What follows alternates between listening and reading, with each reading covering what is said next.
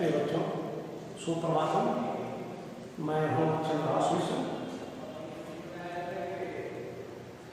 प्रवक्ता नवजीवन intermediate college पठनवा Hindi विभाग, और मैं आज आप लोगों को 10वीं कक्षा के हिंदी विषय के गद्य खंड में रखा गया है पहले पाठ के रूप में,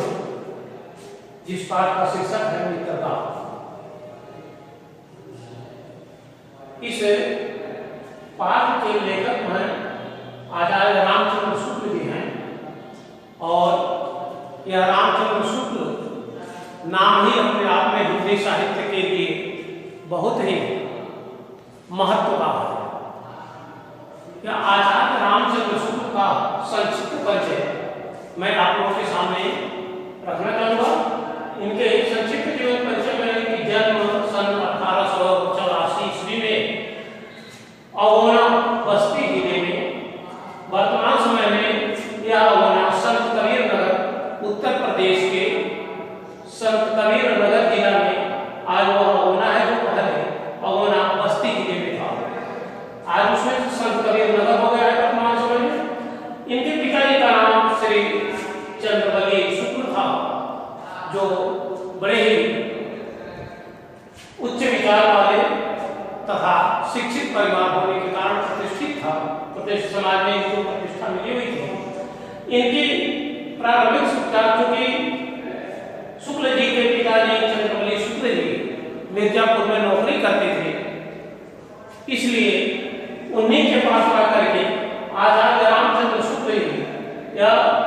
पिता के पास आकर के मिशन स्कूल से हाई स्कूल की परीक्षा पास की। हाई स्कूल की परीक्षा उत्तीर्ण करने के बाद FA अर्थात इंटरमीडिएट की परीक्षा पास करने के लिए इलाहाबाद अध्ययन किए, और इलाहाबाद से इंटरमीडिएट की परीक्षा पास करने के बाद यह अपने पिताजी के साथ ही मिर्जापुर के न्यायालय में, चूंकि इनके पिताजी भी कानूनगोए थे, इसलिए यह भी न्यायालय से जुड़ गए। न्यायालय में इनके रुचि के अनुसार काम न होने के कारण या उधर न लगने के कारण इन्होंने वहीं मिर्जापुर के ही मिशनरी स्कूल में, एक मिशन स्कूल जिसमें यह चित्रकला के अध्यापक हो गए। ऐसा कहा जाता है कि आचार्य रामचंद्र शुक्ल का गणित विषय बहुत ही कमजोर था, जिसके कारण यह आगे की पढ़ाई करने में संकुचित रह गए, और चित्रकला के अध्यापक बनकर के अध्यापन कार्य शुरू किया। इसके बाद आचार्य रामचंद्र शुक्ल का दूसरा रूप जो आता है कि इन्होंने प्रमुख रचनाएं या जिसे काशी नागरी प्रचारी सभा से भी इनका लगाव हुआ, और इनकी प्रमुख रचनाओं में चिंतामणि एवं विचार भी थी, जो निबंध संग्रह है। अर्थात यह निबंध विभाग में इन्होंने चिंतामणि 2 भागों में लिखा गया था, एक चिंतामणि भाग 1 और चिंतामणि भाग 2। उसके बाद विचार भी थी, जो निबंध संग्रह है, जिसमें उच्च कोटि के निबंध, और इसके साथ इन्होंने रस मीमांसा, त्रिवेदी और सूरदास, यह इनकी आलोचना ग्रंथ है, जिस पर इन्होंने अपनी आलोचना में निष्पक्ष आलोचना व्यक्त करने वाले में यह एक बहुत ही कुशल आलोचक थे, जिन्होंने रस मीमांसा और त्रिवेदी में 3 कवियों का, सूर, कबीर और जायसी का, तीनों को मिलाकर के उन्होंने जो आलोचना व्यक्त किया है, इसलिए इसका नाम रखा गया है त्रिवेदी।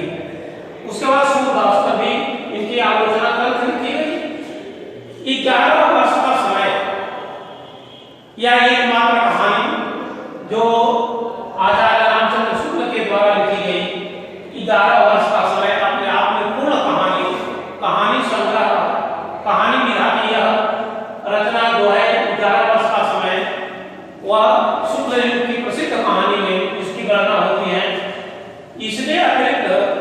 आचार्य रामचंद्र शुक्ल ने अभिमन्यु, बुद्ध चरित्र, कवि के क्षेत्र में भी यह अपना उपस्थिति दर्ज कराते हैं। लेकिन ऐसा माना जाता है कि आचार्य रामचंद्र शुक्ल पूरी तरह से एक जबरदस्त आलोचक, एक श्रेष्ठ निबंधकार और एक प्रसिद्ध इतिहास ग्रंथ लेखक, अर्थात यह श्रेष्ठ निबंधकार, कहानीकार, आलोचक के साथ साथ यह एक इतिहास लेखक में भी इनका नाम बड़े सम्मान के साथ लिया जाता है। इनकी जो रचना हिंदी साहित्य का इतिहास इतना प्रमाणिक सिद्ध हुआ कि आज भी हिंदी साहित्य के रचनाकार और रचना आदि को कवियों के जन्म से लेकर के उनके मृत्यु तक के प्रमाणित जो भाग लिखते हैं वह हिंदी साहित्य के इतिहास की रचना रामचंद्र शुक्ल ने किया उसमें मिलते हैं। इनके नाम पर अर्थात आचार्य रामचंद्र शुक्ल के नाम पर ही शुक्ल युग अर्थात आचार्य रामचंद्र शुक्ल युग के प्रवर्तक हैं। इस प्रकार से ऐसा आचार्य रामचंद्र शुक्ल को एक श्रेष्ठ निबंधकार, कुशल इतिहासकार या प्रसिद्ध आलोचक आदि क्षेत्रों में बड़े ही सम्मान के साथ ही साथ इतिहास लेखक में इन सभी और पर लेखनी चलाने गद्य की विभिन्न विधाओं पर लेखनी चलाने के कारण आचार्य रामचंद्र शुक्ल युग के प्रवर्तक हो गए तथा हिंदी साहित्य के इतिहास लेकर इन्होंने हिंदी को बहुत ही प्रमाणिक रूप से अर्थात हिंदी के इतिहास को बड़े ही प्रमाणिक रूप से प्रस्तुत करने वाले जबरदस्त इतिहासकार के रूप में इनकी गणना होती है। आचार्य रामचंद्र शुक्ल आलोचना के क्षेत्र में भी या विभिन्न कवियों के लेखकों के तुलनात्मक अध्ययन करके फिर उनकी आलोचना निष्पक्ष आलोचना करके इन्होंने जो कुछ भी लिखा वह काफी प्रसिद्धि प्राप्त किए हुए कवियों के लिए और अधिक प्रमाण देने का काम करने के बाद इन्होंने सूरदास के संबंध में लिखा है कि जो कुछ अर्थात इनकी एक जो रचना है सूरदास, इन्होंने सूरदास को कवियों में स्थान निर्धारित करते हुए इन्होंने लिखा है कि देववाणी की अस्मित की उस धारा जो काल की कठोरता में दब गई थी, अवकाश पाते ही विद्यापति के कोकिल कंठ से प्रकट हुई, उधर ब्रज के करीब कुंजों के बीच मुरझाए हुए मनों को सींचने लगी। कृष्ण के लीला का गान करने वाले जो अष्टछाप के कवि थे उन कवियों में सबसे सुरीली मधुर झंकार अंधे कवि सूरदास की पीड़ा की थी। इस प्रकार ऐसे आलोचक जो कवियों के आलोचना निष्पक्ष भाव से अर्थात जिसमें कहीं किसी प्रकार का पक्षपात न हुआ हो ऐसा प्रस्तुत करने वाले आचार्य रामचंद्र शुक्ल हिंदी साहित्य में शुक्ल युग के प्रवर्तक के रूप में, जबरदस्त इतिहासकार के रूप में, जबरदस्त निबंधकार के रूप में अपने व्यक्तित्व को निखारने के कारण यह हिंदी साहित्य में अपनी अहम भूमिका रखने वाले प्रसिद्ध निबंधकार, आलोचक एवं इतिहासकार हैं। आपके पाठ्यक्रम में पाठ रखा गया है मित्रता, जो प्रथम पाठ के रूप में आपके गद्य खंड में संकलित है और इस पाठ के विषय में थोड़ा सा हम चर्चा करना चाहेंगे। पहली अन्वित के विषय में कि जिसे आप देख सकते हैं कि जब कोई आप निश्चित रूप से किशोरावस्था की बात इसमें की गई है, जो एक मित्र का चुनाव करने के पूर्व हमें क्या सोचना चाहिए, हमें मित्र बनाने के पहले मित्र का चयन कैसे करना चाहिए। आचार्य रामचंद्र शुक्ल ने बड़े ही अच्छे ढंग से आप लोगों के सामने एक एक चीज को ध्यान देने वाली वस्तुओं को इन्होंने बड़े ही अच्छे ढंग से इस पाठ में चर्चा किया है, जिसको आप लोगों के सामने मैं रखना चाहता हूं कि जब कोई युवा पुरुष अपने घर से बाहर निकलकर, जुआ से तात्पर्य है किशोरावस्था, उनकी बात करते हैं कि जब कोई युवा पुरुष अपने घर से बाहर निकलकर बाहरी संसार में अपनी स्थिति जमाता है, अर्थात पहले तो वह बचपन में अपने घर तक सीमित रहा, कुछ और बड़ा हुआ तो अगल बगल तक पहुंचा, लेकिन जब वह घर से बाहर निकलकर बाहरी संसार में प्रवेश करता है तो उस समय अपनी स्थिति जब जमाता है तब पहली कठिनता उसे मित्र चुनने में पड़ती है। तात्पर्य है कि पहले जब वह घर से बाहर निकलता है तो सबसे पहले उसके सामने एक समस्या खड़ी होती है और वह समस्या यही होती है कि मित्र किसे बनाया जाए, कौन मेरा मित्र हो सकता है और मैं किसका मित्र हो सकता हूँ। अर्थात कठिनता उसे मित्र चुनने में पड़ती है यदि उसकी स्थिति बिल्कुल एकांत और निराली नहीं रहती है। कहा गया है कि बिल्कुल एकांत और निराली, कभी कभी वह किशोरावस्था वाला युवा व्यक्ति, युवा पुरुष यदि अपने आप में अलग रहने वाला, अर्थात एकांत में जीवन यापन करने वाला, कुछ उसके रहन सहन निराले ढंग का हो, अगर ऐसा नहीं अगर रहता है तो निश्चित रूप से उसकी जान पहचान के लोग धड़ाधड़ बढ़ते जाते हैं। अर्थात जब तक वह अपना छाप किसी के ऊपर नहीं छोड़ता है, अपने सिद्धांत और एकांतवादी जीवन व्यतीत नहीं करता है, तो ऐसे के बहुत से मित्र तैयार हो जाते हैं, धड़ाधड़ बनते जाते हैं, मतलब अचानक ही एकाएक बनते जाते हैं और थोड़े ही दिनों में, अर्थात बहुत समय नहीं लगता है, क्योंकि उसका ढंग कुछ निराला नहीं है, उसका वह एकांत जीवन व्यतीत करने वाला नहीं है, वह सामाजिक प्राणी के रूप में अपने आप को देखना चाहता है। तो ऐसे में उसका समाज बढ़ता जाता है और उसके थोड़े ही दिनों में कुछ लोग उसका हेल मेल हो जाता है, अर्थात कुछ ही लोगों से वह हेल मेल करके समाज बढ़ाने लगता है, समाज में जीवन यापन करने लगता है। यही हेल मेल अर्थात एक दूसरे के साथ संपर्क में रहते रहते वह बढ़ते बढ़ते मित्रता के रूप में परिणत हो जाता है। पहले वह नहीं जानता है कि यह मित्र हो सकता है, लेकिन वही परस्पर का हेल मेल उसके अंदर जो अलग रहने की एकांतवासी जीवन जीने का ढंग नहीं है, निराले प्रवृत्ति का नहीं है, तो वही हेल मेल वाले व्यक्ति उसकी क्या बन जाते हैं, मित्रता में के रूप में परिणत हो जाते हैं, अर्थात वही मित्र बन जाते हैं। मित्रों के चुनाव की उपयुक्तता पर उसके जीवन की सफलता निर्भर हो जाती है।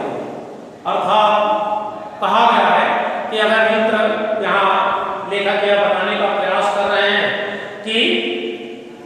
वही अगर मित्रों के चुनाव की उपयुक्तता, आप मित्र का उपयुक्त चुनाव करें पर उनके जीवन की सफलता निर्भर हो जाती है। अर्थात मित्र अगर मिल गया तो जीवन उनका सब अच्छा मिल गया तो अच्छा जीवन, और बुरा अगर मिल गया तो बुरा जीवन, अर्थात उसके जीवन की सफलता निर्भर हो जाती है कि उसका जीवन सफल होगा या असफल होगा, यह निश्चित रूप से उसके साथ रहने वाले उसके मित्र पर निर्भर करता है।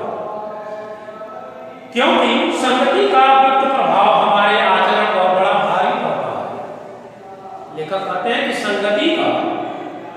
गुप्त प्रभाव, जिस व्यक्ति के संगत में जो व्यक्ति रहता है तो संगत का प्रभाव तो पड़ता है, वह भी गुप्त ढंग से आपको पता भी नहीं चलता है, और आपका संगति का प्रभाव आपके ऊपर धीरे धीरे प्रभावी हो जाता है। अर्थात आचरण का बड़ा भारी पड़ता है, गुप्त प्रभाव आपके आचरण पर दिखाई देने लगता है। जैसी संगत बैठा जाता है, वो जैसे संगत में रहा जाता है, वैसे ही संगत मिल जाती है, उसका प्रभाव पड़ने लगता है। जैसे हुआ रहीम ने कहा कि जैसी संगत पाइए तैसो ही फल दी, कदली भोज सीप, कदली सीप भुजंग मुख, स्वार्थ एक गुण तीन, जैसी संगत पाइए तैसो ही फल दी। अर्थात जो व्यक्ति जिस संगत में रहता है उसके ऊपर उसका परिणाम दिखाई देता है। इसी बात को यहाँ लेखक ने स्पष्ट किया है कि संगति का गुप्त प्रभाव हमारे आचरण पर बड़ा भारी पड़ता है। हम लोग ऐसे समय में समाज में प्रवेश करके अपना कार्य आरंभ करते हैं जबकि हमारा चित्त कोमल और हर तरह का संस्कार ग्रहण करने के योग्य